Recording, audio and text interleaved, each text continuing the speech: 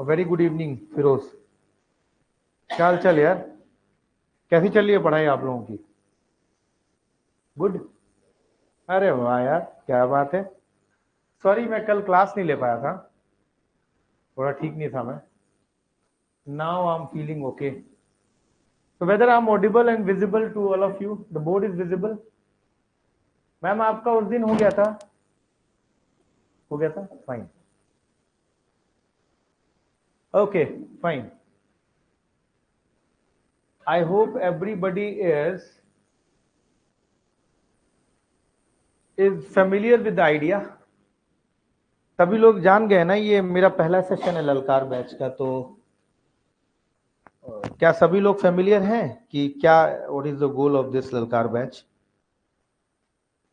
आप लोग हो फेमिलियर सर? है ना सर, क्लास लिए थे पहला दो, वो क्लास था। देखिए मेरा पर्पस कुछ और है। मैं क्या सोच रहा था कि पहले थोड़ा मैं ना पीवाईक्यू देख लूं। पीवाईक्यू देख लूं मैं। पीवाईक्यू इन द सेंस कि यूपीएससी में क्या पूछा गया है, यूपीपीसीएस में क्या पूछा गया, बिहार में क्या पूछा गया है, छत्तीसगढ़ में क्या पूछा गया, तमिलनाडु में क्या पूछा गया है, उड़ीसा में क्या पूछा गया, मणिपुर में क्या पूछा गया। पहले देख लेते हैं वो थोड़ा सा। वो सारे सवाल आसान है, थोड़े से मजेदार नहीं है, एक आधी दो चुटपुटे सवाल अच्छे हैं। जब भी थोड़ा हम लोग कर लेंगे ये चीज, ज्यादा दिन नहीं लगेगा मुझे, 2 या 3 दिन लगेगा, ठीक है, ये करने में। उसके बाद मैं अपने क्वेश्चन लाऊंगा जो आपसे नहीं हिलने वाला। मैं पहले ही बता देता हूँ, उससे डिमोटिवेट होने का नहीं है। उसको बनाया इसलिए गया है कि आपसे ना हिले वो। समझ में आ गया कि नहीं? वो आपका रियल प्रैक्टिस होगा, ठीक है। ये लोग उतना बढ़िया नहीं बना पाते ये पीसीएस वगैरह, लेकिन हम अच्छा बनाएंगे आपके लिए। यकीन मानिए बहुत अच्छा होगा। बहुत अच्छा मतलब बहुत ही अच्छा हो जाएगा। ओके, तो पहले हम लोग ये देख लेते हैं 1-2 दिन, है ना, जो इन्होंने पूछा है थोड़ा समझने की कोशिश करते हैं। यूपीएससी के सवाल थोड़े ठीक है, एक आध पीसीएस के सवाल अच्छे हैं, जैसे मध्य प्रदेश का 1-2 सवाल मुझे ठीक ठाक लगता, लेकिन कॉन्सेप्चुअल क्वेश्चन की थोड़ी कमी है। और जिस तरह से 69th बीपीएससी हुआ है, दिया है कि नहीं है? अरे इसका आवाज कम हो गया रे राहुल, चपड़ा आवाज कम हो गया इसका। कुछ किया है क्या तुम? कुछ तो तुम्हारा दिमाग लगा है इसमें। Thank you. है ना, ये बहुत ची चपड़ करता था यार, हमको थोड़ा मजा भी आता था ची ची। चलो शुरू करते हैं।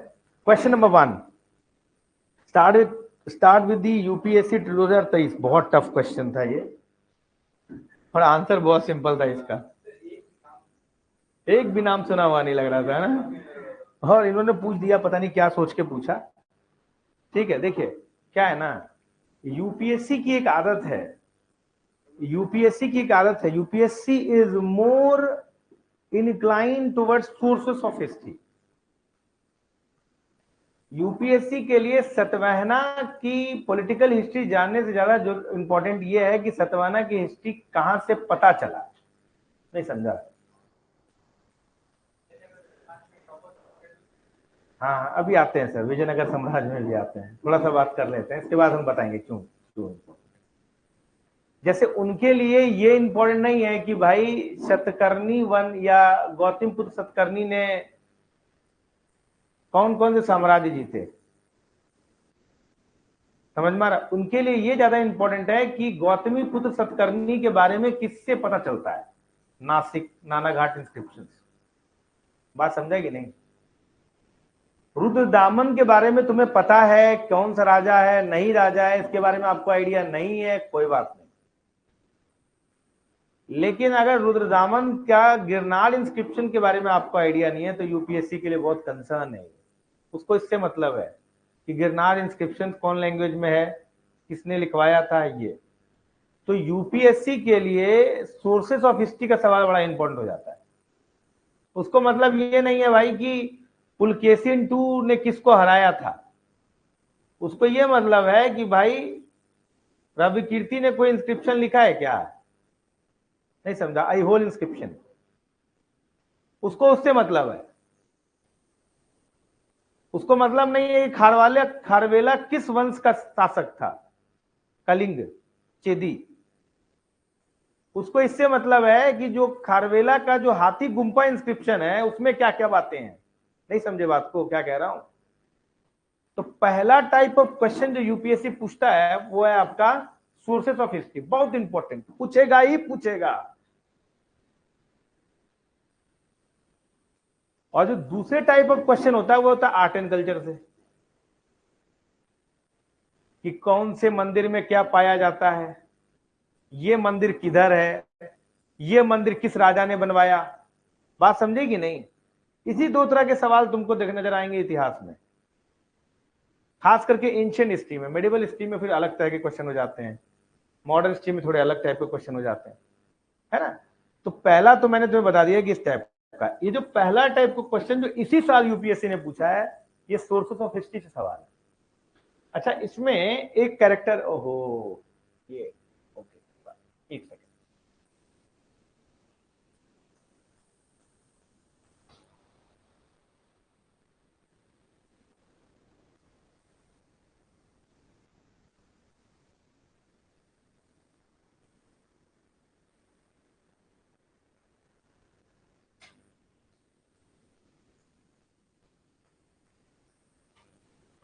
हैंग कर गया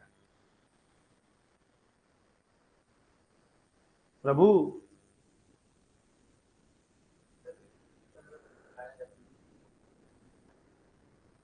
किसका?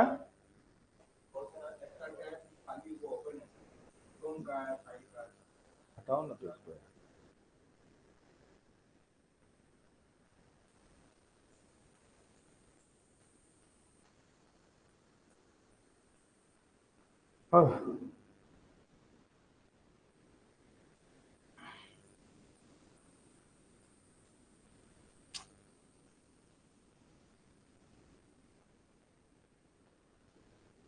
I beg your pardon for the technical glitch.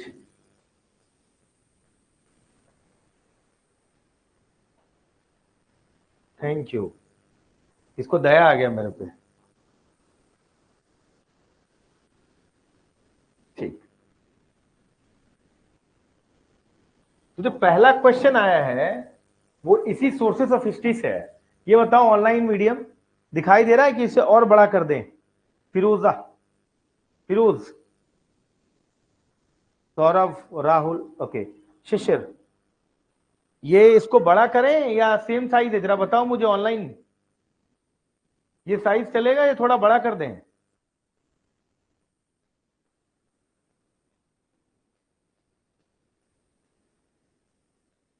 Okay, I hope clear है। फाइन फाइन, क्या आवाज आ रहा है? क्या आवाज आ रहा है? ठीक, ओके, हाँ ठीक है। क्वेश्चन है कि with reference to the Indian history, Alexandria, A.H. Longhurst, Robert Sewell, James Burgess, important, Walter W Elliot. Elliot के बारे में मैं आपको बताऊं, ये बहुत बड़े इंडोलॉजिस्ट हैं। आप कोई भी ज्यादातर किताबें आप देखेंगे ना, इलियट द्वारा ट्रांसलेटेड है। इलियट का एक स्टेटमेंट मुझे याद है, इसने बोला था कि इंडियन फिलॉसफी इतना वास्ट है कि उसके सामने वेस्टर्न फिलॉसफी मतलब स्कूल के स्टूडेंट जैसे नजर आते हैं। He was so much Indologist, इतना बड़ा। इलियट की बहुत सारी किताबें हैं, जैसे बृहदरण्यको उपनिषद इलियट द्वारा ट्रांसलेटेड है, दी वेस्टलैंड करके एक है, नोबेल प्राइज में मिला उसको। तो Elliot is a very famous character. James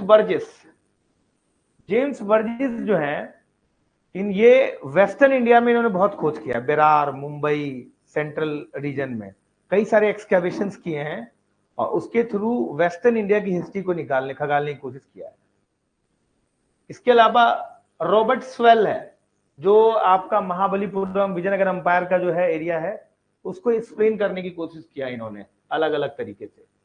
तो ये सारे के सारे जो हैं, ये बेसिकली आपको क्या बता रहे हैं? आर्कियोलॉजिकल एक्सकेवेशंस, इसको आप क्या बोलेंगे? पुरातात्विक उत्खनन, इसके बारे में बताने की कोशिश किया जा रहा है। अब आपका काम क्या है ये बताइए। जो मैंने आपको एक्सप्लेन किया कि इलियट जो है उन्होंने क्या किया है, इलियट ने क्या किया आपके सामने, जेम्स इलियट ने, सॉरी वॉल्टर इलियट ने क्या किया है, इन्होंने बहुत सारे बुक को ट्रांसलेट किया है, एक्सकैवेशंस किए हैं। बर्जिस का क्या रोल है, पश्चिमी भारत में, वेस्टर्न इंडिया में एक्सकैवेशन किया है। आप बात समझ रहे हैं कि नहीं। इसके बाद स्वेल का क्या रोल है, महाबलीपुरम, विजयनगर एम्पायर, इसमें इन्होंने क्या किया है, पुरातत्विक उत्खनन। अच्छा, मान लेते हैं कि ये बात अपने को नहीं पता होता, तो इस क्वेश्चन का आंसर कैसे करते। 80-90% जो है ना लोगों को पता नहीं है इसका उत्तर। अभी मैंने बता दिया, आपको पता चल गया, लेकिन अगर आप यूपीएससी के एस्पिरेंट हैं तो आपको ये पता नहीं होगा कि भाई इन्होंने क्या खोज किया। अब आप इसे कैसे पता करेंगे कि ये क्या है।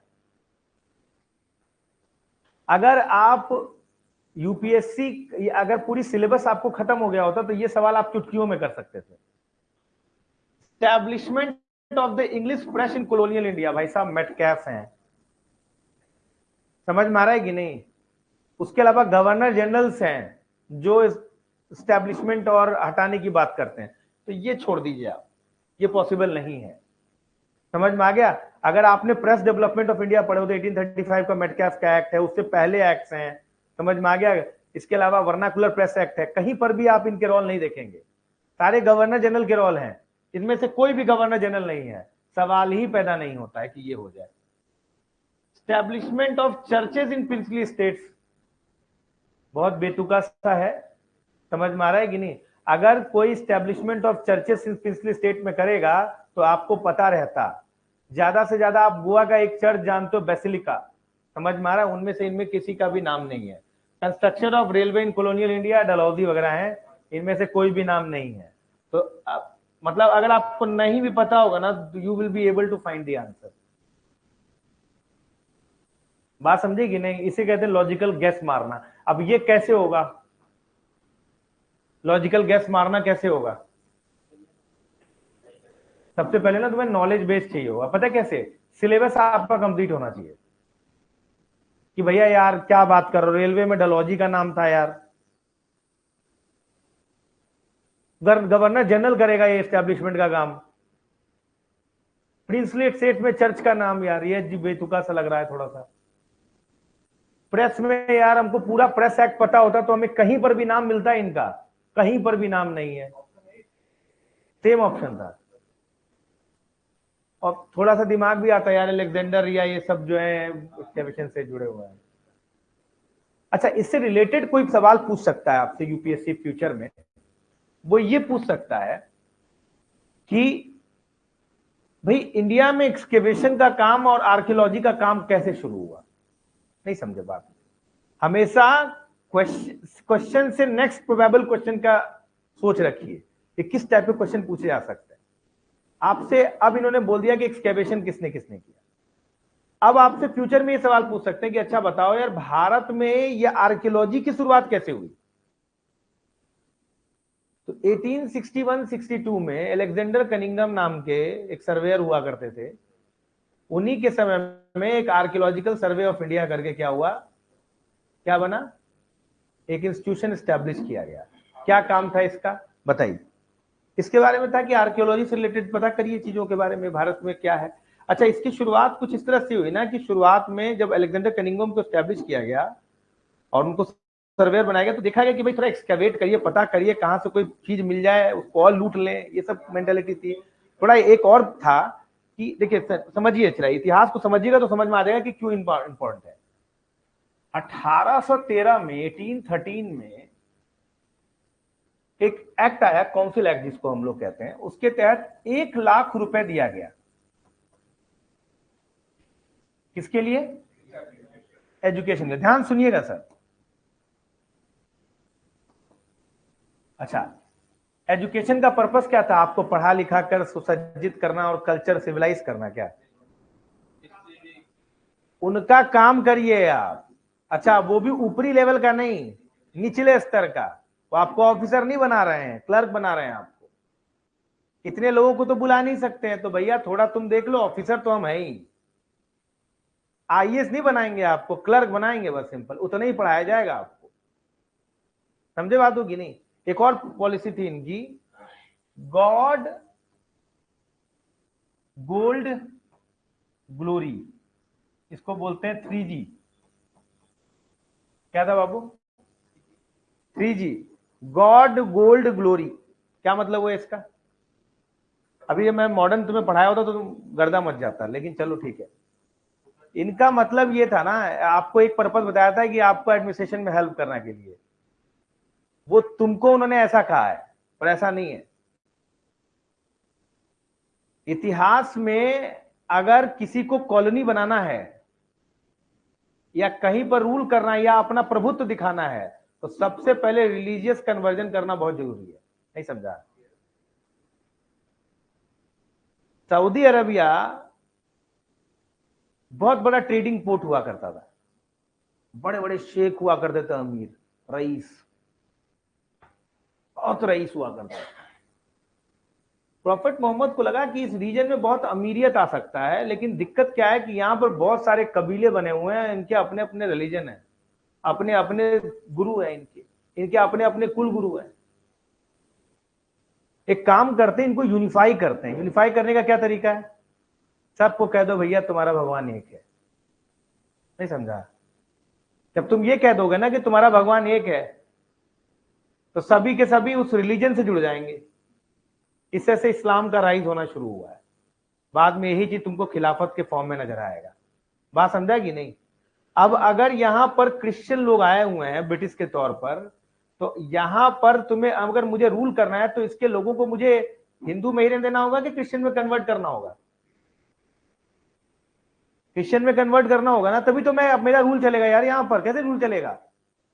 मैं कुछ बोलूंगा तुम कुछ करोगे। अगर मुझे तुम्हारी लॉयल्टी जीतनी है तो मुझे क्या करना पड़ेगा? आपको क्रिश्चियन में कन्वर्ट करना पड़ेगा। और तुम वो अनपढ़ गवार, तुमको मैं बोलता हूं जीसस क्राइस्ट ने कहा है कि ऐसा है, तुम्हारा जीसस क्राइस्ट का हम हनुमान भगवान से ज्यादा मजबूत है क्या? नहीं समझे बात को? नहीं समझ रहे हो मैं क्या कह रहा हूं? अगर आप अनपढ़ रहोगे तो मेरे लिए क्रिश्चियनिटी फैलाना बहुत मुश्किल हो जाएगा।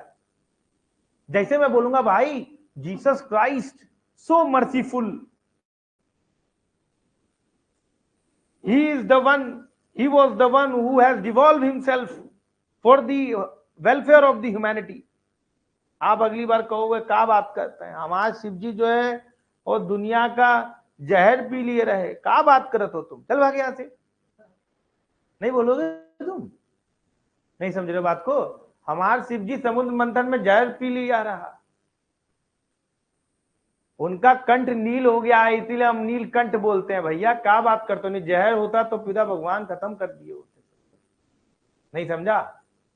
नहीं बोलेगा? अब आपको एजुकेटेड कर दिया, पढ़े लिखे ऐसे हो कि आपको वेस्टर्न थिंकिंग आने लगा, लिबर्टी फ्रेटर्निटी फलाना दिमाग का है। अब बोले तुमको कि यार जीसस क्राइस्ट लिबर्टी की बात करते हैं, तुम्हारे साथ ये होगा, फ्रीडम होगा, कास्टिज्म नहीं है, यूनिफिकेशन है। तुमको कि बात सही बोल रहा है यार, बंदे में दम तो है। अगर तुम्हें एजुकेट कर देंगे ना, तो तुम्हें क्रिश्चियनिटी अडॉप्ट करने में हमारे लिए आसानी हो जाएगी, क्योंकि मैं जो बोलूंगा तुम्हें समझ में आएगा। अनपढ़ गवार होगे तो मेरे लिए मुश्किल हो जाएगा। इसीलिए इनकी आइडियोलॉजी थी एक गॉड होना चाहिए जिससे मुझे लोगों पर रूल कर पैसा कमाने में आसानी होगी, क्योंकि सभी क्रिश्चियनिटी अडॉप्ट कर लेंगे, तभी ब्रिटिश एम्पायर की ग्लोरी बढ़ेगा। नहीं समझा?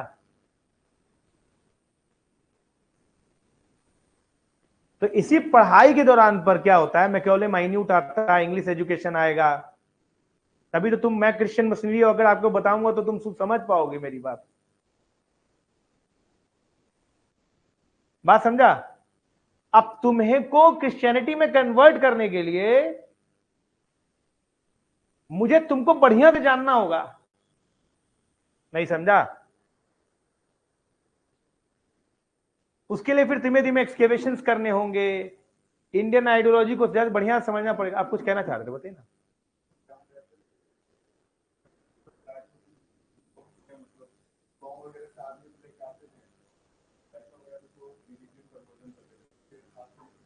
सर वो होता है sir, but that is illegal. Sir वो एक्चुअली क्या होता है ना, इनका रिलीजियस कन्वर्जन दो तरह का होता है। एक होता है वॉलेंट्री कन्वर्जन और एक होता है इनवॉलेंट्री कन्वर्जन। जैसे अल्योरमेंट के थ्रू जैसे आप बोल रहे हो ना, वो जो होता है इलीगल होता है। लेकिन अगर मैं विथ माय फुल कंसाइंस ये बोलता हूं कि now from now onwards I am going to adopt Christianity और इस्लाम और हिंदुइज्म और बुद्धिज्म, तो वो लीगल है। पर यहां पर इलीगल कन्वर्जन जो आप बता रहे हैं ना, वो इलीगल है। उसके लिए स्टेट के लॉज हैं सर। बिल्कुल हो सकता है सर, अगर आपके स्टेट में वो लॉ है कि नहीं। इंडिया में ऐसा कोई लॉ नहीं है, स्टेट के अपने अपने लॉज हैं। जैसे religious conversion through involuntary conversion जो होता है, वो उत्तर प्रदेश में इलीगल है, मध्य प्रदेश में इलीगल है, सभी स्टेट में नहीं है। बिहार में आप बताइए मुझे है कि नहीं है। ठीक है, ओके, चलिए आगे बढ़ते हैं। ठीक है सर, क्लियर है, आप मेरी बात को समझ रहे हैं। तो आपको जानना पड़ेगा ना मेरे को, तो मैं क्या करूंगा, इंडोलॉजी रखूंगा, मैं पहले समझूंगा भारत कैसा है कैसा है। 1861-62 में एक बना दिया गया आर्कोलॉजिकल सर्वे, जानो भारत को क्या है। अब अलेक्जेंडर कनिंगम भाई साहब क्या कर रहे हैं, रेल की पटरियां बिछा रहे हैं। उस समय याद है आपको, डलहौजी आ गए थे, रेल की पटरियां बिछाई जा रही हैं। पता तुमको यार, आर्कियोलॉजिकल सर्वे ऑफ इंडिया का हेड बनाया है और तुमको नीचे से ईंटा निकल रहा है। अरे तुम पागल इंसान, तुम्हारे दिमाग में एक बार ये आइडिया नहीं आया कि पता कर लें कि ईंटा किसका है। नहीं समझे बात को। रेल की पटरियां बिछ रही हैं तो खुदाई हुई तो ईंटे मिले। और ये इतने बड़े पागल आदमी कि इनके बस की एक बात नहीं था कि कम से कम देख लें कि ईंटे ईंटे किसके हैं ईंटे। इन्होंने क्या किया, सारे ईंटे निकलवा के रेल की पटरियों में बिछा दिया। इनको अलेक्जेंडर कनिंघम को एक सील भी मिला जिसमें 6 लेटर था और बुल था। ऐसे लिया, ऐसे उड़ा के फेंके। ऐसे देखिए सर, ऐसे तेरा ऑनलाइन में दिखना चाहिए, ऐसे। Alexander Cunningham archaeological survey of India के ये हेड थे, बात समझे मैम। उसके बाद जो है जॉन मार्शल, बर्जिस, बहुत सारे, सैमुअल, उसी समय के हैं ये सारे। ये जो आपके नाम दिख रहे हैं ये सारे उसके बाद के हैं ये सारे। मार्शल का रोल आया इंडस वैली सिविलाइजेशन में। मार्शल ने बहुत कंट्रीब्यूशन किया। वो भी कंट्रीब्यूशन तब हुआ जब लॉर्ड कर्जन ने एक सेपरेट डिपार्टमेंट बना दिया 1902 में। आर्कियोलॉजिकल डिपार्टमेंट एक सेपरेट बनेगा। कितना गरियाते हो तुम ना कर्जन को। बंगाल डिवीजन किया, बंग भंग योजना, ये वो, उसके वजह से तुम्हारा इतिहास है भाई। इसीलिए एक बार यूपीएससी ने मेन से पूछ दिया कि Lord Curzon is the father of modern history या मॉडर्न इंडिया। लोगों ने इतना गरिया क्या सवाल पूछा यूपीएससी, बात समझेगी नहीं। अगर लॉर्ड कर्जन ने वो डिपार्टमेंट नहीं बनाया होता, जॉन मार्शल ने खोजा नहीं होता ना, तो आज भी आप ये समझ रहे हो कि वैदिक संस्कृति हमारी सबसे प्राचीनतम संस्कृतियों में से एक है। बात समझे। उसी के बाद ये राखल दास बनर्जी, समझा, आर डी बनर्जी और ये दयाराम साहनी, ये उन्हीं के टीम में थे, जॉन मार्शल की टीम में। उसी समय की ये सारे लोग हैं जिन्होंने आर्कियोलॉजिकल एक्सप्लोरेशन किए हैं। बात समझा कि नहीं। यूपीएससी इसलिए आपको बताता है, इस टाइप के क्वेश्चंस देता है कि आप अपने रूट को जानिए। देता भी है आपको। अगर आप सवाल पढ़ के डर गए, बाहर निकल गए ना, तो समझ लीजिए आप मूर्ख हैं, मूर्खाधिराज हैं। सवाल में आपका अगला सवाल छिपा रहता है, बस आपको जानना है, ये आप नहीं कर पाओगे। बात समझ रहे कि नहीं। ये आप क्यों नहीं कर पाओगे, क्योंकि इतना समय नहीं है आपके पास। हम लोग पास बहुत समय है, हम लोग जानते हैं, हम लोग यही काम करते रहते हैं बैठ के, यार ये क्यों पूछा यार ये। फिर वो पूरी इतिहास को खगालते हैं, तब पता चलता है कि अच्छा ये इस थ्रेड में आया हुआ है। पहले समझिए कि अगला वाला सवाल क्यों पूछ रहा है। नहीं समझे बात को। अगले वाली की मेंटेलिटी नहीं जानिएगा ना तो आप 2 इंच आगे नहीं रहेंगे। अगला वाला सवाल क्या रहेगा मालूम है कि कब आर्कियोलॉजिकल डिपार्टमेंट ऑफ इंडिया बना, कब डिपार्टमेंट बना, नहीं समझे? अगले वाले का सवाल ये रहेगा, नहीं समझा? आपको पहले जानना होगा। अगर आपको बीट करना है ना तो उसकी प्लानिंग को आपको पहले ही पहचानना होगा। नहीं समझा जी?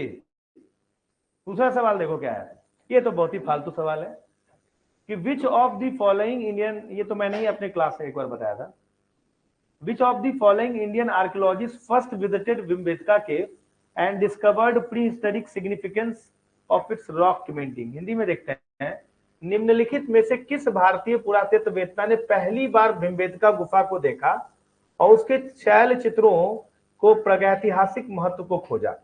ठीक है, इसमें माधव स्वरूप वत्स है, एच डी संकालिया है, वी एस वकांकर है, वी एन मिश्रा है। ठीक है, पहले बात को समझिए।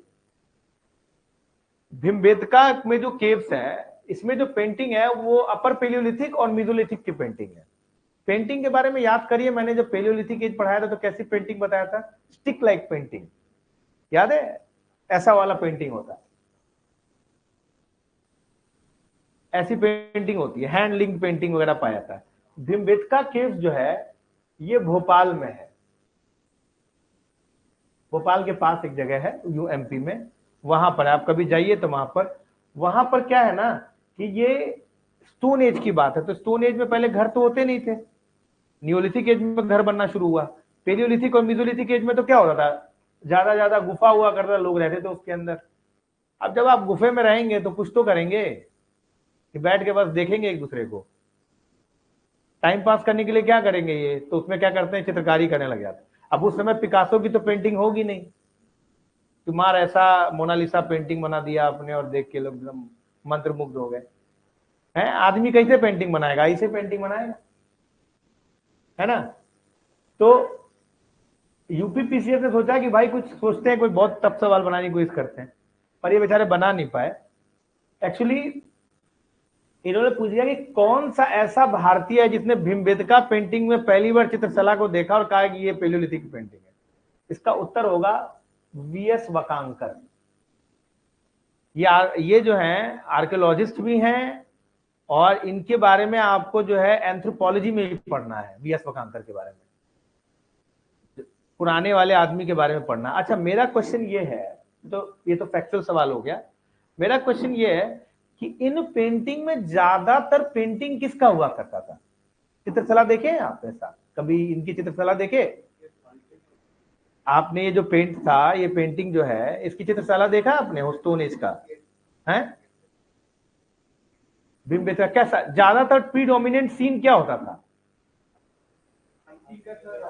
हंटिंग का होता था या हैंडलिंग डांस हुआ करता था। इसकी पेंटिंग आमतौर पे इंसान पेंटिंग किसका बनाता है? आपके भगवान इंसान क्यों दिखते हैं? आपके भगवान चाहे वो गणेश जी हो, गणेश जी भी गज हैं लेकिन आपने उसको इंसान बना दिया। महादेव है, सीता मैया है, दुर्गा मैया, ये इंसान क्यों दिख रहा है आपको? क्योंकि आप अपने आसपास इंसान देख रहे हो। आप सुप्रीम बीइंग में भी इंसान को सोच पा रहे हो ना कि सुप्रीम बीइंग भी इंसान ही होगा, है ना? आपकी इमेजिनेशन उससे ऊपर है ही नहीं, ज्यादा से ज्यादा 2 के 4 हाथ कर दे रहे हो आप, नहीं समझे? अरे भाई बड़ा आदमी है कोई तो इसको 2 नहीं 4 हाथ होंगे, 10 सर होंगे, 5-7 सर होंगे, 3-4 पैर होंगे, यही ज्यादा सोच पा रहे हो तुम, मुझसे ज्यादा कुछ ना सोच पाओगे। है कभी किसी कुत्ते में भगवान देखा है? भगवान कुत्ते का हो, बिल्ली का हो, चूहे का हो। चूहे को तुमने वाहन बना दिया लेकिन भगवान नहीं बनाया। अभी इमेजिन किया आपने क्या मैं बोल रहा हूं? समझने की कोशिश करो मैं क्या बोल रहा हूं आपको, नहीं समझ रहे हो बात को? ऐसा क्यों नहीं है सर? वराह अवतार सूकर अवतार वो अलग चीज है सर, बोर है सर वो। मैं आपको बता रहा हूं, मतलब आप जो है ना किसी इंफीरियर बीइंग को भगवान क्यों नहीं मान पा रहे हो? देखे ही नहीं, इमेजिन ही नहीं कर पा रहे हो आप। इंसान वही बनाता है जो देखता है, नहीं समझ रहे हो बात को? है नहीं समझ पा रहे हो? ज्यादा से ज्यादा तुम क्या सुप्रीम दिखाने के लिए कुछ एक्स्ट्रा फीचर एड ऑन कर दोगे, समझ रहे हो? क्या प्रूफ के साथ बता सकते हो कि भगवान शिव जी ऐसे ही होंगे? नहीं सर, ये आपका इमेजिनेशन है, ये आपका इमेजिनेशन है सर। आप भगवान शिव जी को उसी इमेजिन फॉर्म में देख पा रहे हो, इसमें कोई प्रॉब्लम नहीं है। इंसान के ह्यूमन माइंड की सबसे बड़ी प्रॉब्लम यही है कि वो अपने आसपास की चीजों पे ही इमेजिन कर सकता है। तो जब ये अभी तो तुम इतने इवॉल्व हो गए हो, तुम्हारी फिलॉसफी इतनी ज्यादा ग्रेट हो गई है कि अभी इतना करने के बाद भी आप उससे ऊपर नहीं उठ पा रहे हैं। तो ये तो फिर भी स्टोन एज के लोग हैं, इनके सामने तो जैसा दिखेगा वैसे ही छाप देंगे, नहीं सर? तो इनकी जो पेंटिंग होगी वो वही होगी जो ये कर रहे होंगे, नहीं समझे? भाई मैं हिंदू हूं कि किसी का रिलीजियस फीलिंग तो नहीं हर्ट हो रहा है? नहीं यार, मैं तुम्हें सोचने के लिए कह रहा हूं बस। मैं कोई रिलीजियस फीलिंग हर्ट मत होना, मैं बस समझाने की कोशिश कर रहा हूं।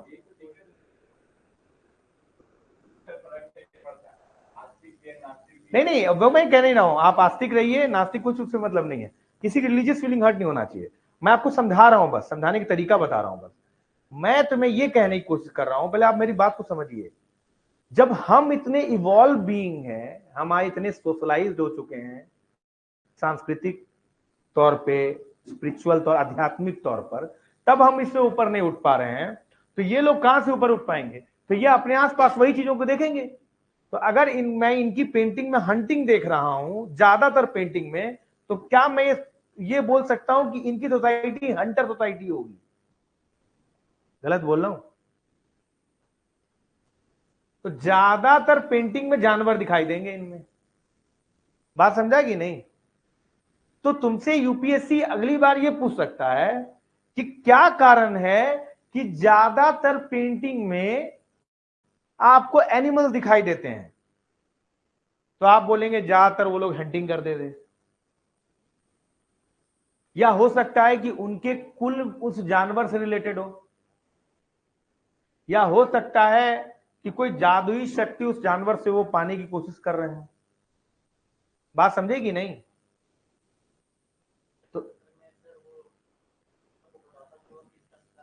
इसका शिकार करना है, ये खाने का मेन तथ्य है, इसको खाना है, अगले वाले को पढ़ाना भी है कि भैया यही मार के आना, दूसरा ना मार के आना। ये भी एक हो सकता है एजुकेशन पर्पस। ये यूपीएससी यहां खेलेगा आपके साथ, ये मैं अपने से मन से नहीं बता रहा हूं, एनसीईआरटी में है ये आपका क्वेश्चन। क्योंकि वो ज्यादातर स्टोन एज के पेंटिंग में जानवर नजर आते हैं, उसका ऑप्शन 3-4 है, चारों सही है। बात समझे कि नहीं? ये ललकार का यही मेन पर्पस है, ये पर्पस नहीं है कि ये सवाल क्या बताया गया आपको, नहीं बुझे? ये तो तुम भी पढ़ के आगे हो गए यार। मेन पर्पस क्या है? ये जो क्वेश्चन दिया जा रहा है, इससे और क्या क्वेश्चन बन सकते हैं? और एक टॉपिक खत्म कर लेना। अभी देखो पेंटिंग को लेकर एक टॉपिक खत्म हुआ, किसने पेंटिंग करा, क्या पेंटिंग है, उस पेंटिंग का थीम क्या है और कैसे क्या है। बात समझा? Next question, which is considered the father of Indian archaeology? भाई बताइए। माधव स्वरूप वस्त्र, एचडी संकालिया और बीएन मिश्रा, ये सब विम्बेटका पे काम किए हुए हैं, सब विम्बेटका पे, और सभी लोग जो है एंथ्रोपोलॉजिस्ट हैं। लेकिन वकांकर ने पहली बार ये बात बताया था। सब विम्बेटका पे काम किए हुए हैं, सब लखद्वार केव पे काम किए हुए हैं, पर इट वॉज फर्स्ट पर्सन जो था वो वीएस वकांकर थे जिन्होंने काम किया था। घोष भी काम किए हुए हैं इस पर, बहुत सारे जो है इंडोलॉजिस्ट जो है वो काम किए हुए हैं। अगला सवाल देखिएगा sir, who is considered the father of Indian archaeology? बहुत ही इजी क्वेश्चन है, अब आप you will be able to answer it. सबसे पहले आर्कियोलॉजिकल डिपार्टमेंट ऑफ इंडिया में, आर्कियोलॉजिकल सर्वे ऑफ इंडिया के पहले अध्यक्ष कौन थे? अलेक्जेंडर कनिंगम, इसलिए इनको पहले बार बोल दिया गया। देखिए अगला वर्ष सवाल आप आंसर कर पाएंगे। सबसे पहले यही थे जिन्होंने इंडस वैली सील को ऐसे फेंका। हाँ अरे सर, बस गुटका ही बाकी रह गया था। देख रहे हो, अब इसको इनको बताया जा रहा है कि फादर ऑफ इंडियन आर्कियोलॉजी है ये। मैं गलत नहीं बोल रहा हूं, एक काम करिए, आप पढ़ के आइए कल, क्या पता मैं बाइज हूं अलेक्जेंडर कनिंघम के प्रति, क्या मैं उनकी कंट्री कंट्रीब्यूशन को कम दिखा रहा हूं? आप एक बार देख लीजिएगा जाके, कैसे ऐसे मारा था उन्होंने। अरे ये इन्हीं के ऑर्डर पर इंडस वैली सिविलाइजेशन का जो ईटा था वो लगा दिया गया था। ठीक है, ये ध्यान रखिएगा। चलिए, वेरी गुड, आगे बढ़ते हैं। आगे बढ़ते हैं सर। चौथा नंबर का क्वेश्चन देखिएगा, who of the following had first deciphered the edict of emperor Ashoka? देखिए, अशोक जो थे वो मौर्य वंश के राजा थे। पहले बात को सुनते जाइएगा, देखिए कहां से मैं कहां पहुंच जाऊंगा। मौर्य वंश के पहले राजा कौन थे? Sir sir sir sir, where are you thinking, what are you thinking?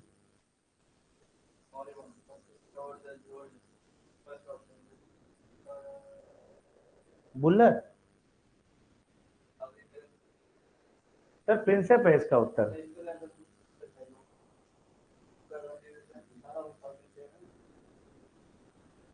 वो सोच रहे हैं आप कि कुछ और सोच रहे हैं? मैक्स मुलर के बारे में सोच रहे हैं, विलियम जॉन्स के बारे में सोच रहे हैं? आपको पता है? चलिए आप मेरे को बताइए कि इन चारों में से किसने अभिज्ञान शाकुंतलम को इंग्लिश में ट्रांसलेट किया?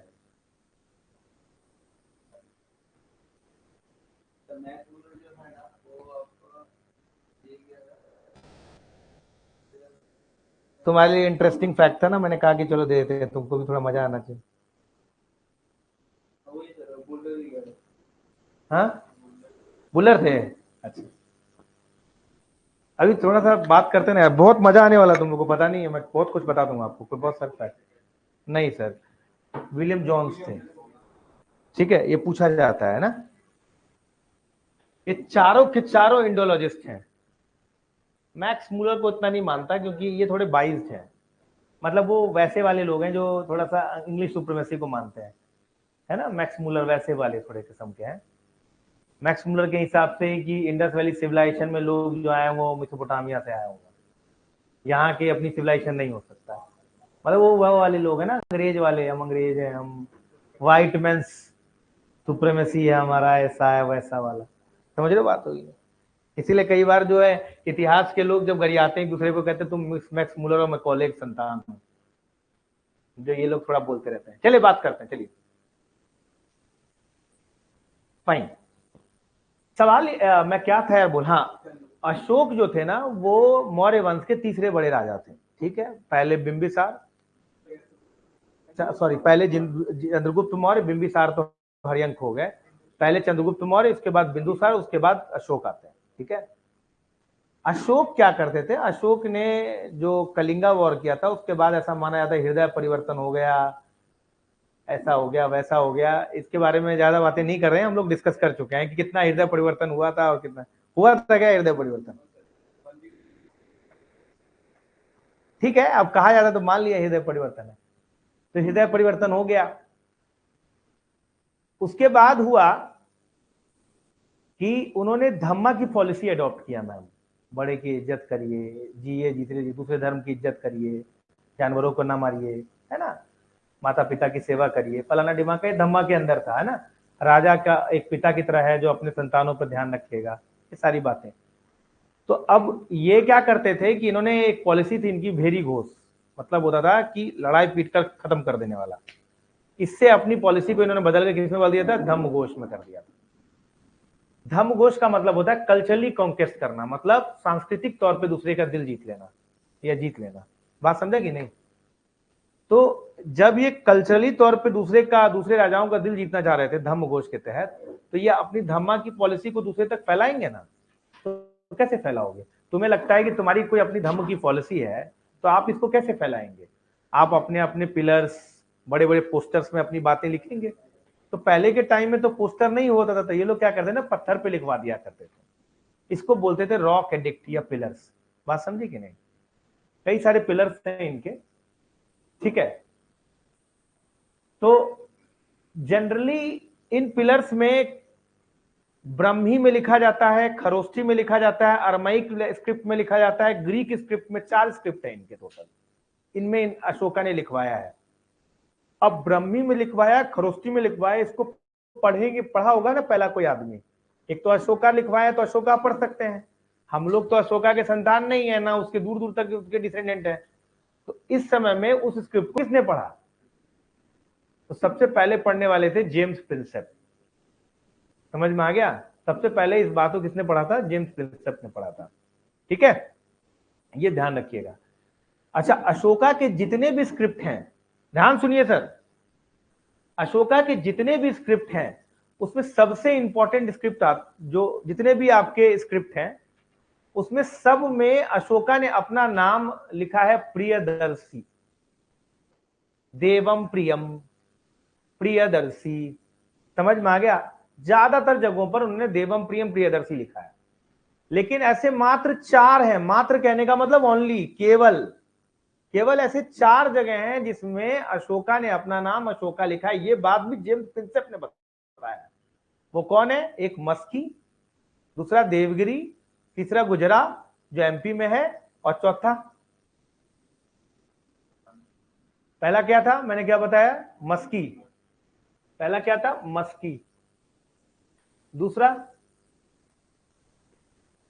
देवगिरी, देवगिरी। और क्या था तीसरा? सही बोल, सही बोलो, नित्तूर। सही तो बोल रहा है, आंध्र प्रदेश में है ये। और चौथा कहां बोला है जी? गुजरात, एमपी में है। याद रखिएगा कि मात्र 4 जगह ऐसे हैं जिसमें अशोका के इंस्क्रिप्शंस में अशोका का नाम अशोका बोला गया है। अब यहां पे मैंने तुम्हें 2 इंपॉर्टेंट बात बताया। पहला बात क्या बताया? कि 4 स्क्रिप्ट में अशोका ने अपने इंस्क्रिप्शन में लिखा है। कौन कौन से 4 हैं? 4 लिपियों में लिखा गया है। पहला ब्रह्मी, जो कि बाएं से दाएं लिखा जाता है। खरोष्टी, जो कि दाएं से बाएं लिखा जाता है।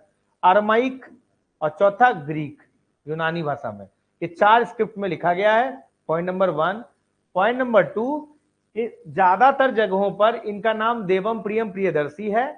केवल 4 जगह ऐसा है जिसमें इनका नाम क्या लिखा गया है? अशोका रखा गया है। ये याद रखना। अब पढ़ा इसको किसने है? जेम्स प्रिंसेप ने, याद रखना। इसका क्या आंसर हो जाएगा? James Prinsep. समझ में आ गया? एक टॉपिक खत्म।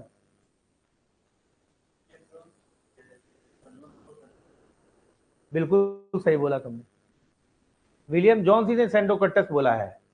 अच्छा, विलियम जॉन्स का और क्या कंट्रीब्यूशन मैंने बताया था तुमको? एक अभिज्ञान शाकुंतलम को इंग्लिश में ट्रांसलेट किया गया है। एक और किताब को इन्होंने किया है, भागवत गीता। भागवत गीता को भी इंग्लिश में ट्रांसलेट किसने किया है? भागवत गीता को लिखा किसने है?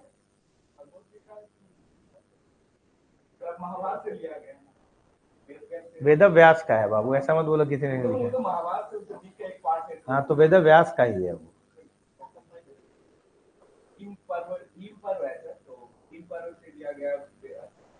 भागवत गीता लिखा गया, ठीक है, भागवत गीता लिया गया है, वो वेद व्यास की रचना है ना, याद रखना ये चीज। अच्छा, वेद व्यास ने खुद लिखा है, किसी से लिखवाया है? माइथोलॉजी के हिसाब से गणेश जी ने, वेद व्यास ने वर्क डिक्टेट किया। अच्छा, अगला next question. The name by which Ashoka is generally referred to the inscription in Ashoka. देखो एमपीपी का सवाल, क्या सवाल होगा इसका भाई? प्रियदर्शिका, प्रियदर्शी। क्या सही बोल रहा हूं, गलत बोल रहा हूं? सही बोल रहा है। अच्छा, और क्या नाम था? देवम प्रियम प्रियदर्शी। ठीक, ये क्लियर हो गया। तो भाई इसका टाइम बच गया, अपना आगे बढ़ो। अब देखते हैं यूपी पीसीएस क्या पूछता है। आगे भाग गया क्या जी?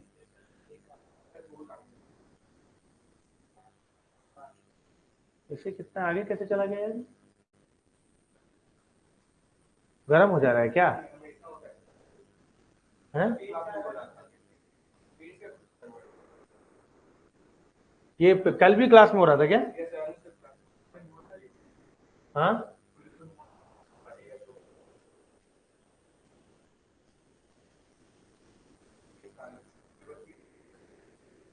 इसमें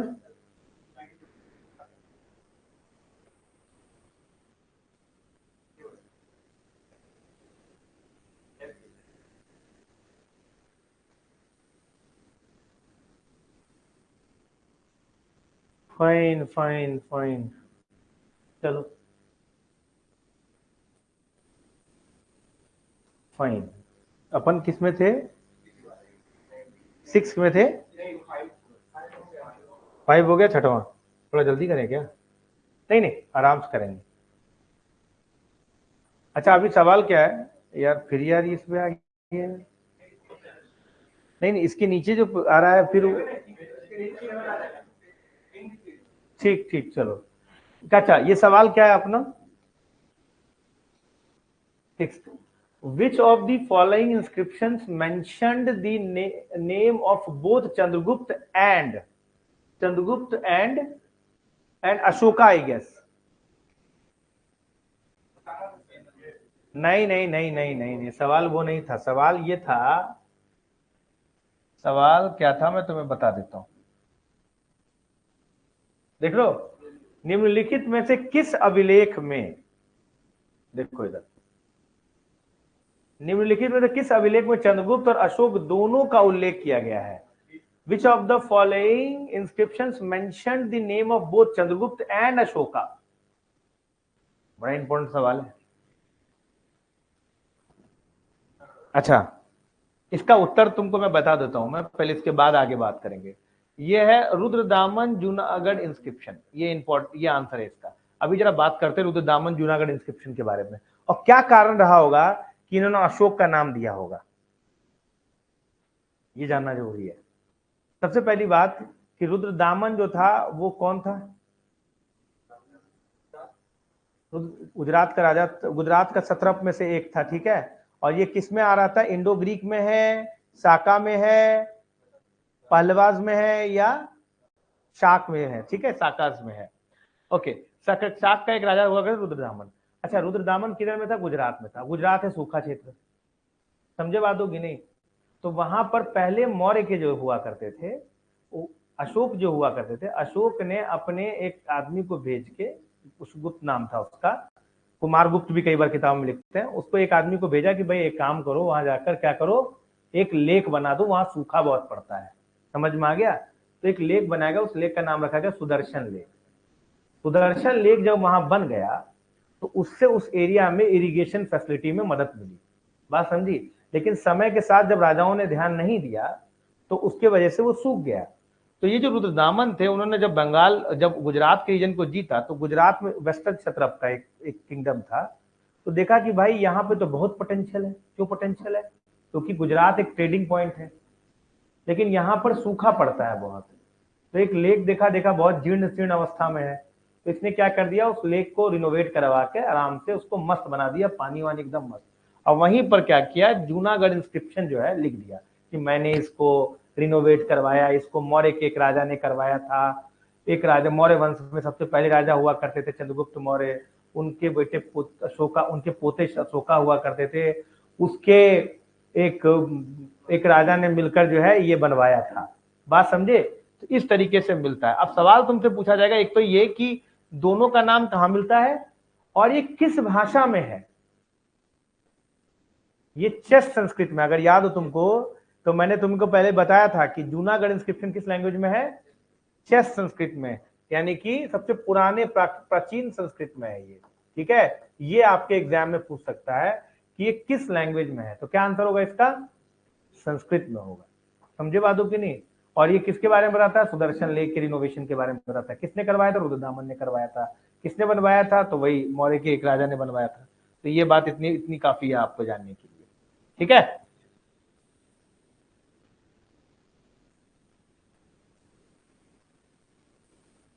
यही है ना, यही हो गया ना?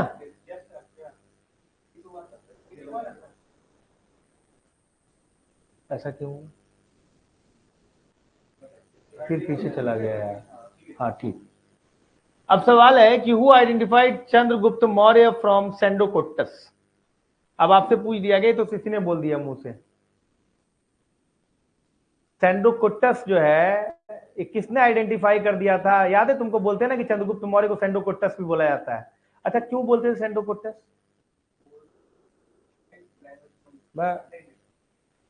किसी को हराया था इसने?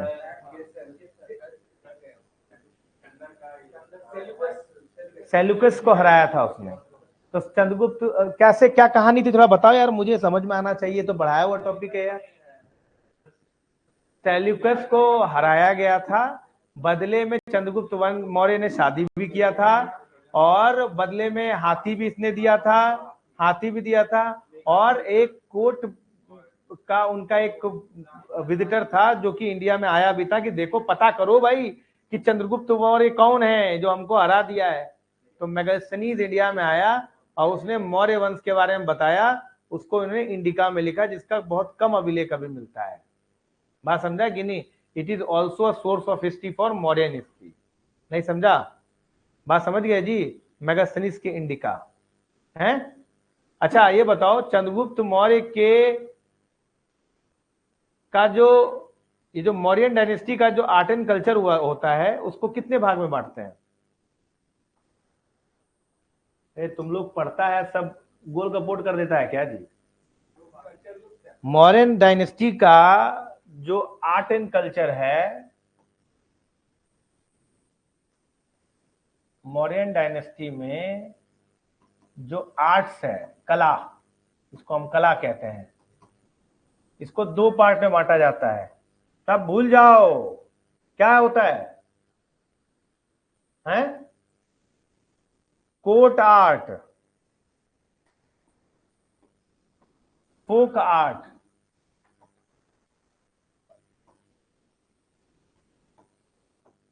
कोर्ट आर्ट के अंदर क्या क्या आता है? पैलेस, जिसको क्या बोलते हैं? महल। हुआ है नहीं हुआ है क्या? ये मॉर्निंग वाले बैच में हुआ था क्या? फाइन। दूसरा क्या था जी? पिलर्स। तीसरा क्या है जी? Rock cut caves.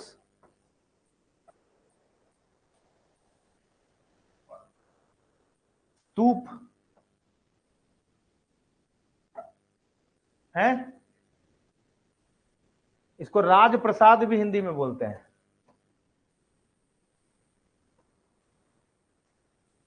समझ में आ गया? इसको क्या बोलते थे? राजकला। इसको क्या बोलते थे? लोक कला। क्या मतलब हुआ? दोनों में क्या अंतर हुआ? ये वो कार्ड जो राजा बनाता था, इसको क्या बोलते थे? पिलर को स्तंभ। रॉक कट केव्स क्या मतलब था? गुहा। हाँ, पत्थर से कटे हुए गुहा, गुफा जिसको बोलते हैं हम लोग। और स्तूपा क्या होता था? स्तूप को स्तूप बोलते थे। फोक आर्ट में क्या होता था? फोक आर्ट में क्या होता था? क्या था उसमें? मूर्ति, स्कल्पचर जिसको बोलते हैं आप। समझ में आ गया? अच्छा ये बताइए कि जो पैलेस था राजप्रसाद, इसकी तारीफ में बाहर के लोगों ने मौर्यन राजप्रसाद जो है, जो यहां पर है पटना में, कहां पे? कुमराहार में। इसकी तारीफ में लोगों ने क्या क्या कहा है? किसने बोला है? देवों द्वारा निर्मित, फाइयान ने कहा है। एरियन ने कहा है कि देवों द्वारा निर्मित है ये। फाइयान ने कहा है पृथ्वी में ऐसा कहीं हमने देखा ही नहीं है। पाणिनि के महाभाष्य में इसकी तारीफ की गई है। क्या था इसके आर्ट में? मेगास्थनीज ने तारीफ करी है कि हमने इससे पहले कभी देखा नहीं था। क्या था इसका? ये ऐसे करके किला हुआ करता था। किला का जो निचला भाग होता था और जो ऊपरी भाग था, वो दोनों लकड़ी के बने हुए थे, और यही कारण है कि आज हमें दिखाई नहीं, सड़ गया है वो। उसके किनारे में एक सभा भवन हुआ करता था, इसको क्या बोलते थे? सभा भवन।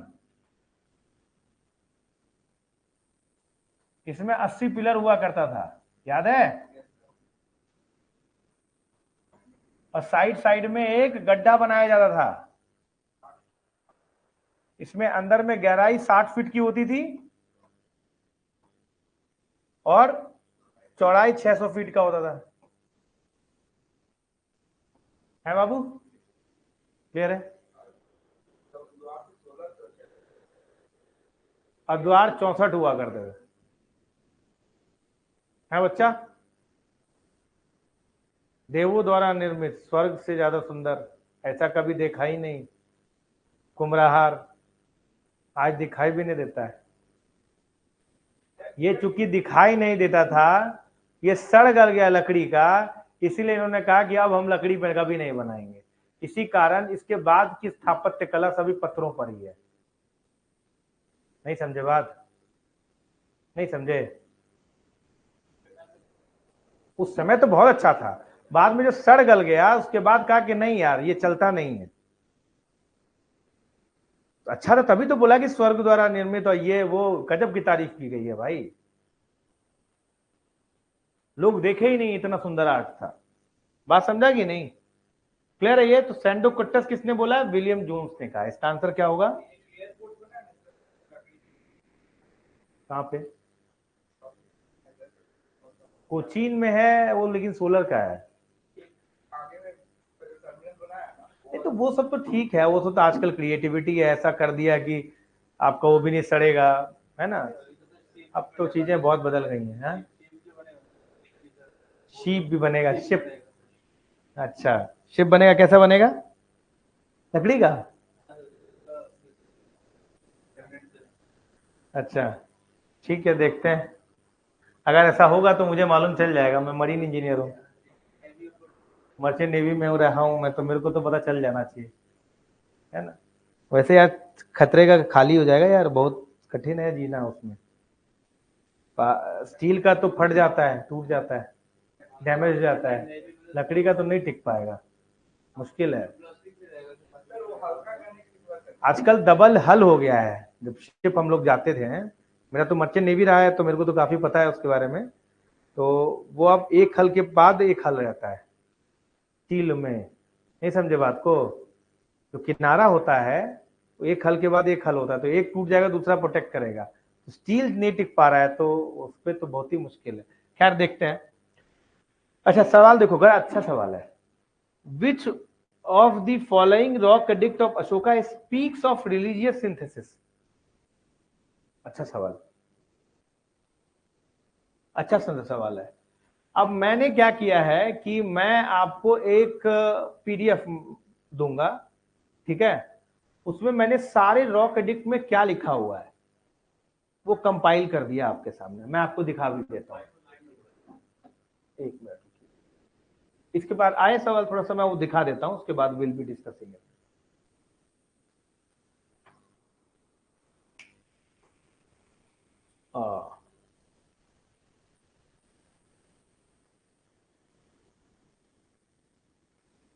यार पढ़ो तो बढ़िया से पढ़ो, वरना क्या पढ़ाई यार, है ना बच्चा।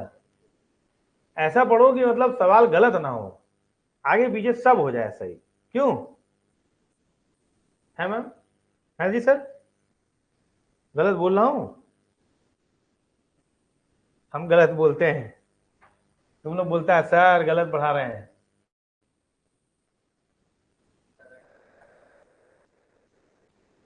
हैं?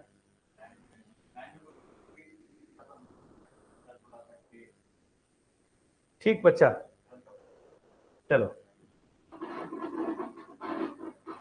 कचर पचर कर रहा है।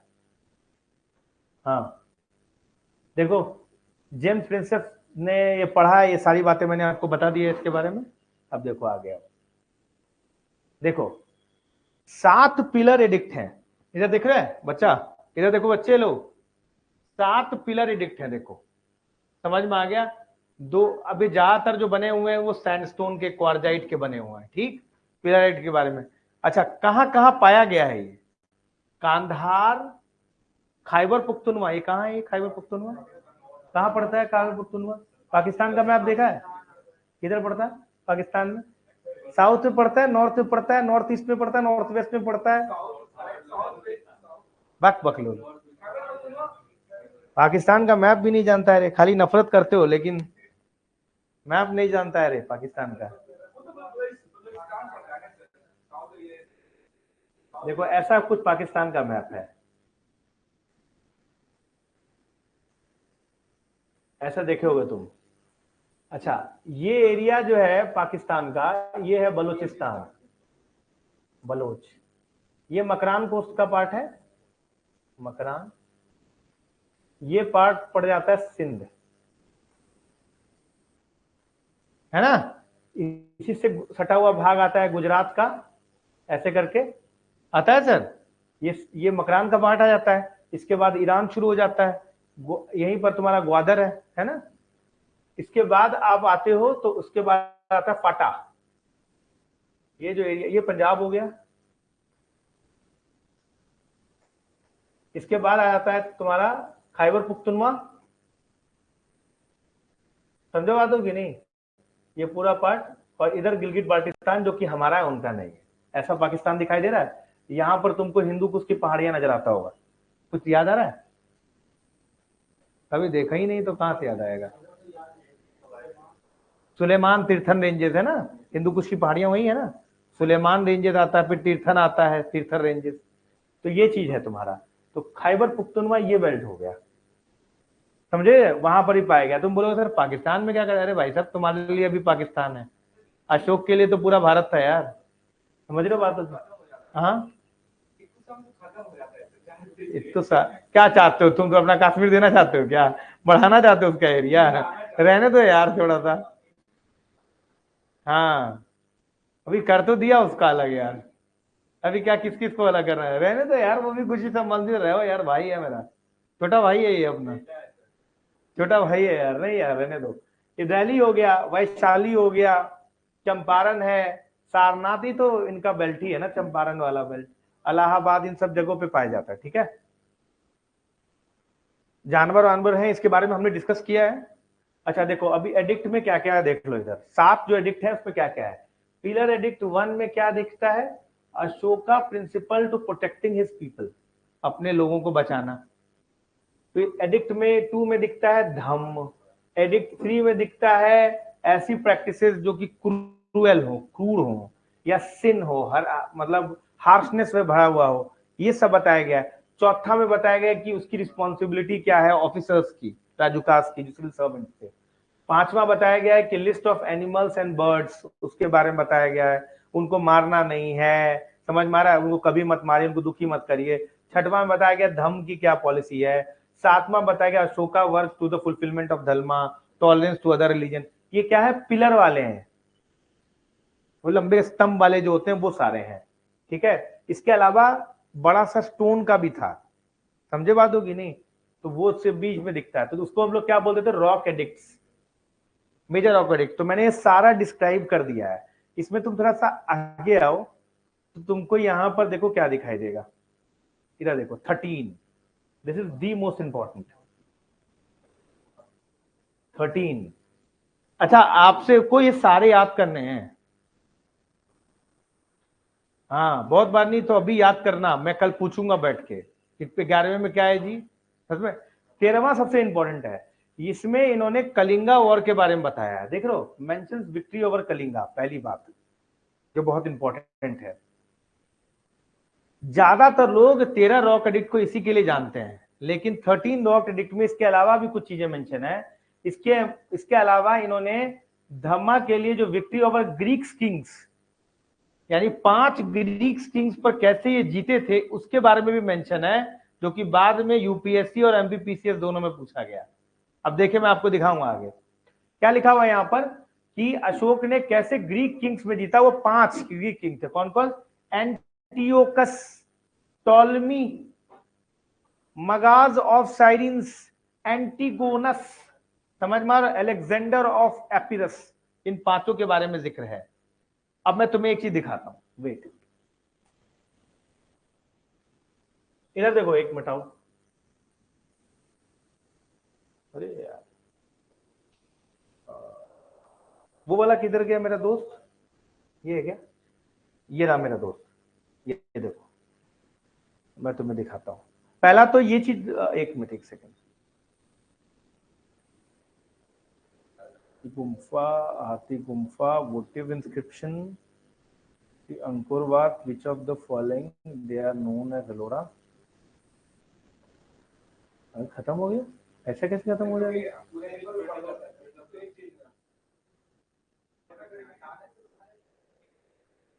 प्रयाग प्रशस्ति, ऐसा कैसे हो सकता है, चंद्रगुप्त 1, एक पेंटिंग नहीं यार, वो ऐसा सवाल अलग है यार, वो अच्छा सवाल है वो। थोड़ा कर ले क्या? इतनी बार काई गुचर पुचर करने लग जाता है ये। हाँ,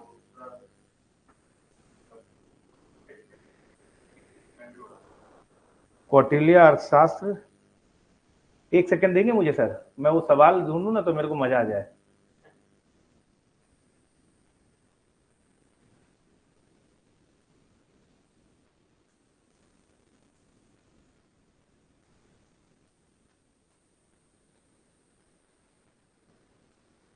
इस पीडीएफ को थोड़ा बदलना होगा ना सर।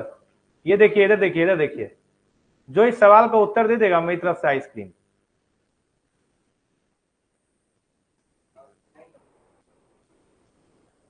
9 नंबर सवाल देखिए ना। अरे आई बहुत बड़ा हो गया, अरे छोटू, छोटू बहुत बड़ा हो गया। 9 नंबर का क्वेश्चन करो, देखो करो, इसका आंसर क्या होगा बताओ। तुम बताओगी, वरना तुम कचरी जाओगी। लो।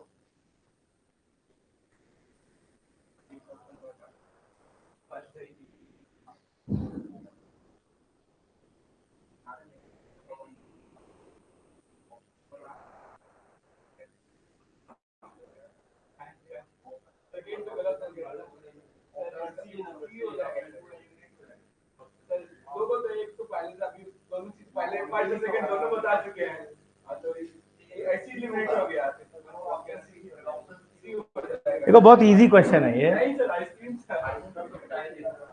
बहुत इजी क्वेश्चन है। बाकी लोग क्या बताएंगे? सब बता दिए थे।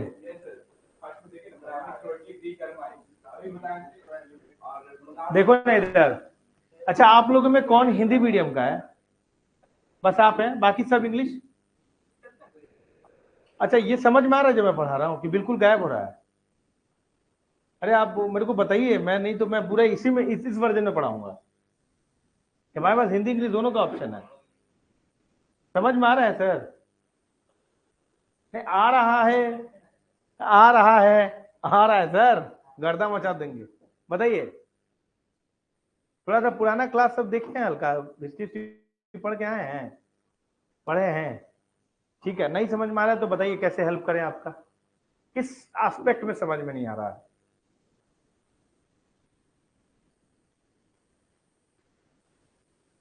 हिंदी मीडियम है तो मैं आपको दोनों बोलता हूँ, ठीक है? ये तो फिर अंग्रेजी माध्यम वाले कह लेंगे ये का हिंदी बना रहे हैं। दोनों में बात करते हैं, ठीक है? अभी फिलहाल हम हिंदी में बात करते हैं।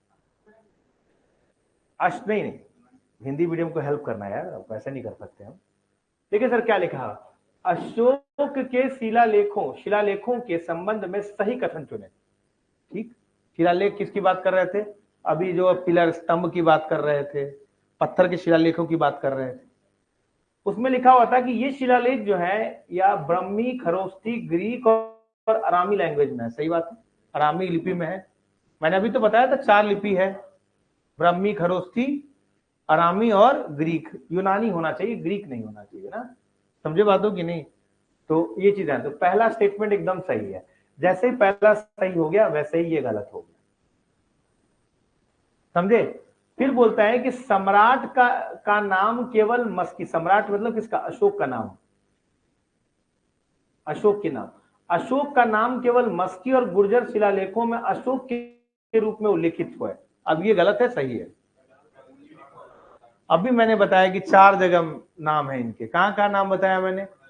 एक मस्की बताया, एक देवगिरी बताया, एक गुजरर बताया और चौथा नेतूर बताया।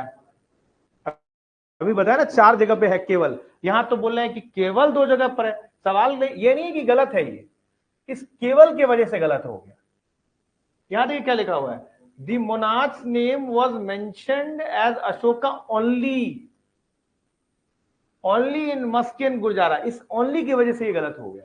नहीं, हाँ एक्सट्रीम स्टेटमेंट हो गया। वैसे भी ओनली वाला गलत ही होता है ज्यादातर। तो जब ये दूसरा गलत है तो इसका मतलब कि भैया ज्यादा दिमाग लगाना नहीं है, ये गलत हो गया, ये गलत हो गया।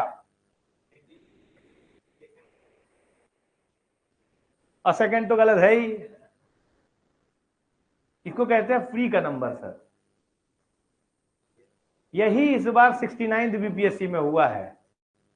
अगर कोई आदमी जरा सा भी सेंस का होता तो 100 नंबर ला सकता था, 100 नंबर। 90% क्वेश्चन एलिमिनेट हो रहा था। 90 ज्यादा हो गया, 70-75% ज्यादा हो रहा था, एलिमिनेट हो रहा था आराम से। मतलब एक तो ऐसे छांटोगे 2 निकल जाएगा, और थोड़ा सेंस लगा दोगे तो आराम से यार।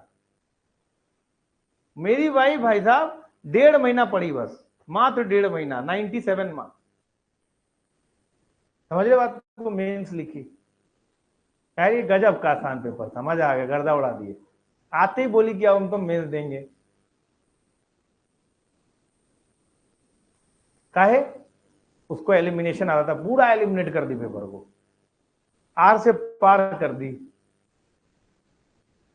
अरे बस समय ज्यादा लग रहा था पढ़ने में, पेपर लेंदी लग रहा था, इसीलिए मैथ केवल वो 5 ही 6 कर पाई, टाइम ही नहीं बचा। आखिरी में पेपर था 10 को, लेंदी था थोड़ा पेपर, कह रही थी लंबा था पेपर, लेकिन पेपर ऐसा ही सॉल्व हो रहा था वो। सर गलत बोल रहे हैं? अच्छा अभी अगला देखिए, बोला है कि 13 शिलालेख में उनके समकालीन 5 यूनानी शासकों का नाम उल्लेख है। अभी बताया ना, 13 में 5 कौन कौन से थे, वो पांचों के नाम याद होने चाहिए, कल पूछूंगा, अभी कल एब्सेंट मत हो जाना। समझे बात? अभी कुछ करने की जरूरत ही नहीं है यार, इसका आंसर अपने आप भी 135 आ चुका है, 4 आ चुका है। अच्छा थोड़ा सा याद कर लेते हैं। 4 और 5 शिलालेखों में उनके भाइयों के साथ उत्तराधिकार के युद्ध का उल्लेख है। इसका मतलब अगर तुमसे बोला जाए कि अशोक का पीसफुल ट्रांजिशन हुआ है तो सही होगा गलत होगा? अशोक का शांतिमय रूप से सम्राट के रूप में उनको डाला गया है, सही है गलत है? उत्तराधिकार का जो हस्तांतरण है वो शांतिपूर्वक तरीके से हुआ है, ऐसा सही है गलत है? गलत है ये भैया, ये अपने इंस्क्रिप्शन में दिया है कि भाई भाइयों को उत्तराधिकार को लेकर युद्ध हुआ है। नहीं समझे सर? तो क्या सही होगा गलत होगा? अभी कल के डेट में बीपीएससी पूछ देगी कि अच्छा उत्तराधिकार के लिए कोई भी युद्ध नहीं हुआ है, शांतिमय रूप से परिवर्तन उत्तराधिकार को हस्तांतरित किया गया, तो सही है गलत? गलत। आप क्या बोलिएगा, अरे क्या बात कर रहे हैं सर, 4 और 5 में तो अशोक ने खुद ही लिख दिया है, हमने भाइयों को मारा। अगम कुआं है ना, मार के उसी में डाल रहा था, ये ले बहुत बर्बर दिखाया गया है कलिंग से पहले अशोक के बारे में।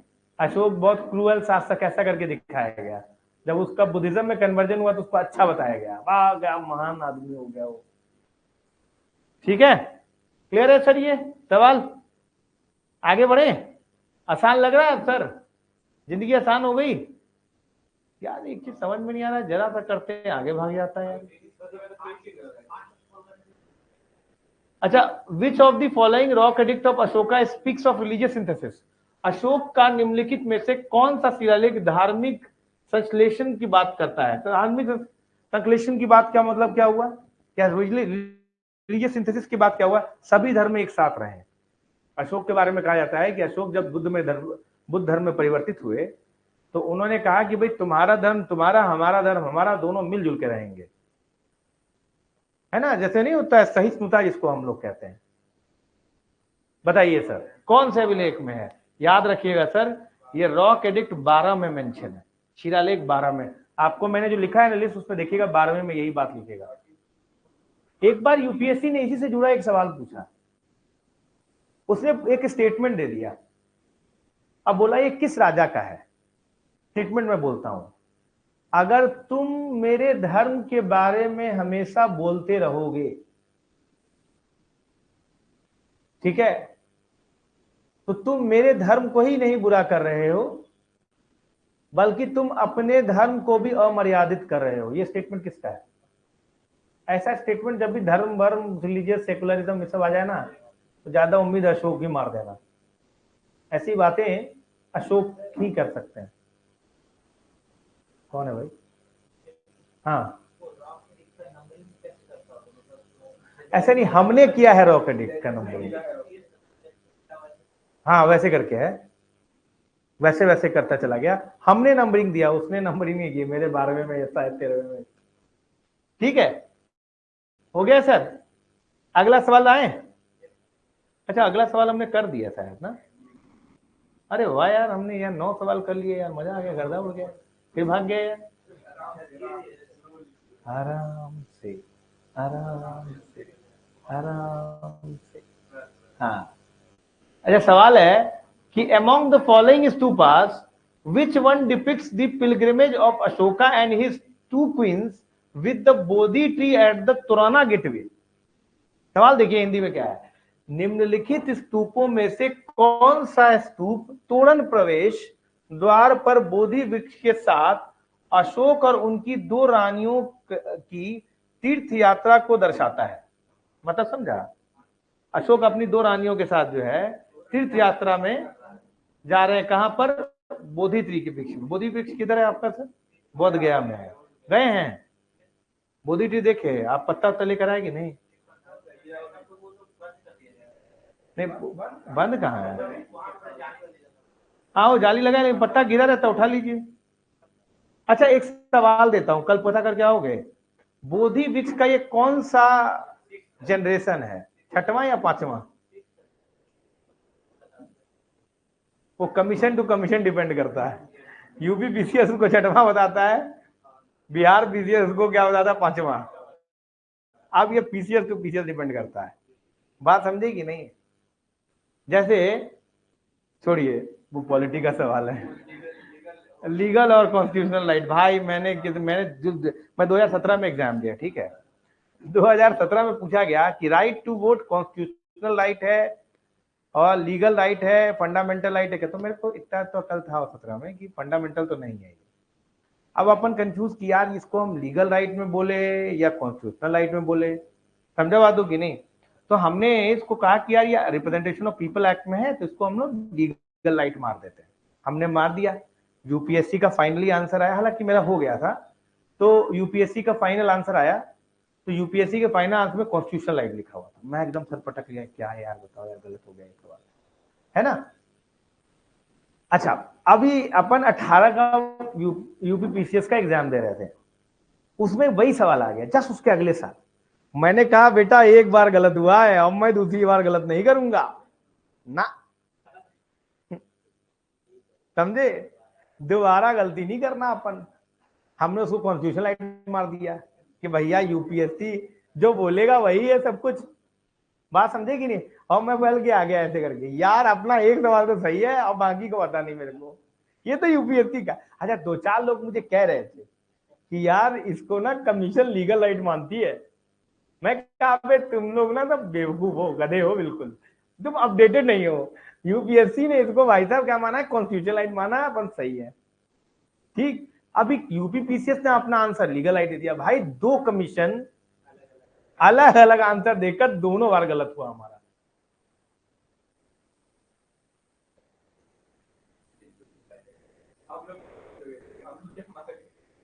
अगर आप यूपीएससी में मार रहे हैं तो कॉन्स्टिट्यूशनल मारिएगा, अगर आप बीपीएससी या यूपी पीसीएस से मार रहे हैं तो बिल्कुल आप जो है लीगल राइट मारिएगा। बीपीएससी जो कि यूपीएससी से कॉपी मिला है यूपीएससी। देखो तुम सवाल के एसेंट को समझना कि कहां से सोर्स रीजन है। लेकिन मैं अगर बीपीएससी पूछे ना तो मेरे को यार डाउट है यार, तुम्हारा अक्कड़ वक्कड़ कर लेना यार। अकड़े होगा तो दोनों ऑप्शन, और तीसरा ऑप्शन क्या देगा यार? Fundamental right, legal right, constitutional right, और चौथा होगा इनमें से कोई नहीं। हाँ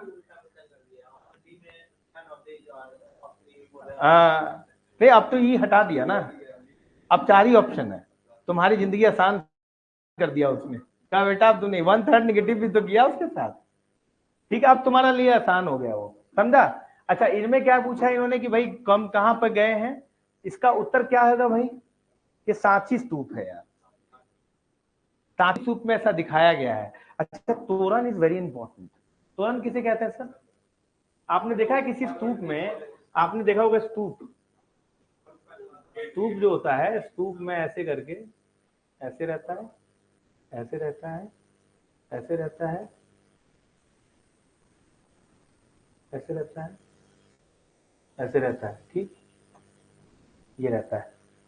आपने गौर किया होगा इसके ऊपर ना एक डंडा रहता है और वो 3 छतरी रहता है, ऐसे करके हर्मिक रहता है। ये इसको कहते हैं छतरी। बुद्धम शरणम गच्छामि, संगम शरणम गच्छामि, धर्मम शरणम गच्छामि।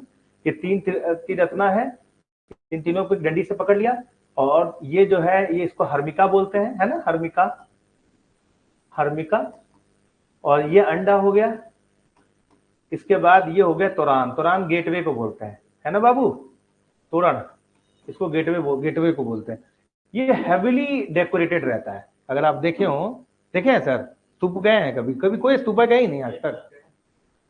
अरे सर गया में जाइए ना सर, बहुत सारा स्तूपा है सर। राजगीर में जाइए, कभी सांची हो आइए, गजब का डेकोरेटेड रहता है।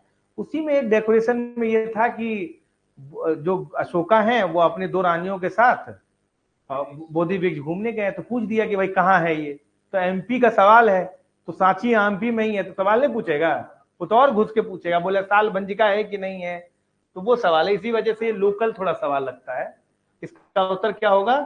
सांची स्तूप में होगा। ठीक है सर, आगे आते हैं। आइए सर, इधर आइए सर, लेट तो नहीं हो रहा है हम लोग?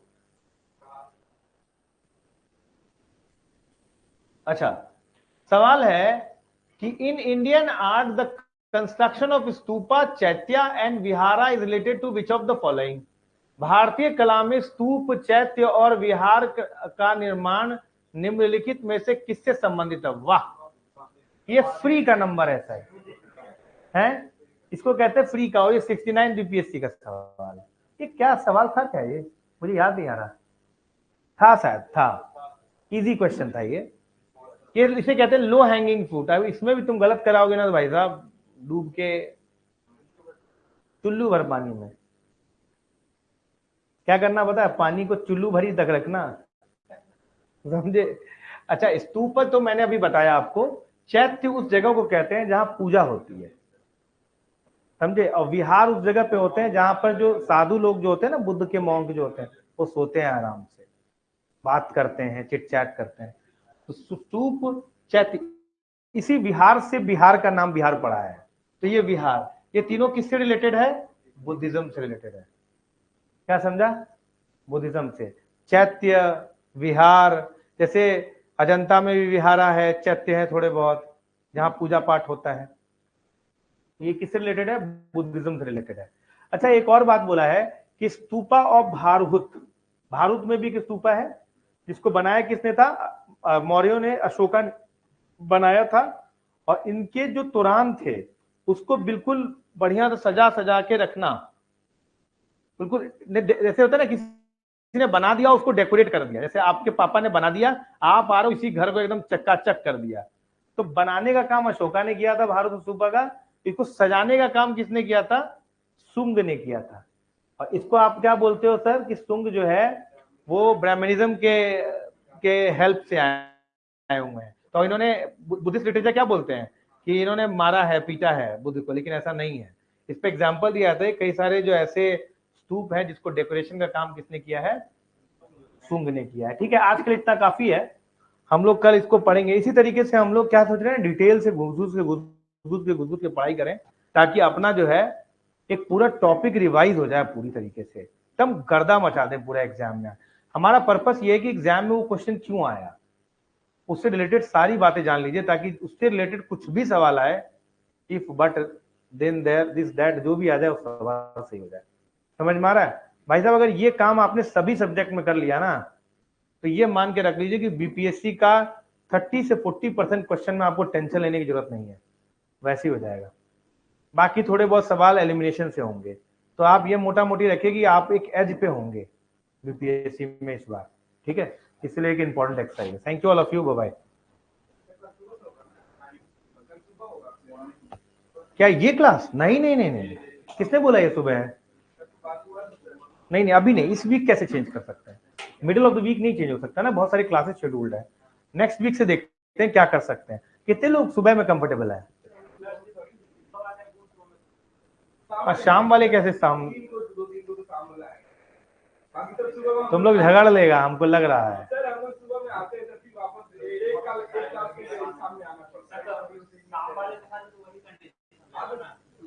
तुम ओपिनियन फॉर्म कर रहा है बाबू। अच्छा देखते हैं नेक्स्ट वीक हम लोग देखते हैं कैसे क्या कर सकते हैं। बहुत सारी क्लासेस हैं हम लोग है ना, देखते हैं क्या करते हैं। Thank you. आई होप थोड़ा सा बेनिफिशियल है, थोड़ा समझ में आ रहा है, थोड़ा थोड़ा बहुत आ रहा है सर समझ में। हल्का हल्का समझेंगे तो आपको आप ना एक फाउंडेशन कोर्स अगर हमारा जो चल रहा है थोड़ा वो देखते तो शायद आपका ना और मजबूत होता, तो आप इसको ज्यादा चेरिश कर पाते समझ में ना सर, क्यों ज्यादा अच्छी तरीके से आपको समझ में आता। फिलहाल आप लोग समझ पा रहे हैं मैं क्या बताने की कोशिश कर रहा हूँ? इधर उधर की सारी बातें हम एक जगह मतलब ले आते हैं कॉन्सेंट्रेट करके। Thank you.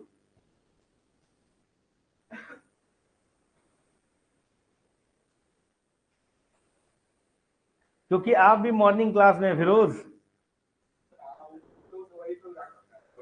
Thank you. वैसे मैं आपको बता दूं, इस क्लास को अगर आप ऑफलाइन कर सकते हैं तो please do appear in this class in offline manner. Online में वो बात नहीं आ पाएगा, ध्यान रखिएगा मेरी बात को। ये क्लास ऑफलाइन करने वाला है, बैठ के यहाँ आंसर दीजिए, क्वेश्चन दीजिए, दिमाग लगाइए। क्यों सर? तो ज्यादा बेहतर है। कल से मैं सोच रहा हूं ना कि कोई क्वेश्चन दूं तो आपको थोड़ा समय दूं कि भैया बताओ तुम लोग कितना क्या आंसर, कितने लोग ए बोलते हैं, कितने लोग बी बोलते हैं। तो मैं ना आधे मिनट का टाइम दूंगा, 30 सेकेंड्स, उसके बाद मैं आपको बताऊंगा। क्लियर है सर ये बात? तो ताकि आप भी अपना दिमाग लगा सके। यही है, वही एंशियंट हिस्ट्री चल रहा है। Thank you sir. Class duration कैसे ज्यादा हो जाएगा ना, होना चाहिए। क्या करेंगे ना सर, नेक्स्ट वीक से सोच रहे हैं कि इसको थोड़ा पहले शिफ्ट कर दें और 2-2.5 घंटे का कर दें, तो ताकि ज्यादा खिंच जाए। देखते हैं सुबह तुम कुछ और वैसे ही बोल रहे हो। ठीक है, थैंक यू।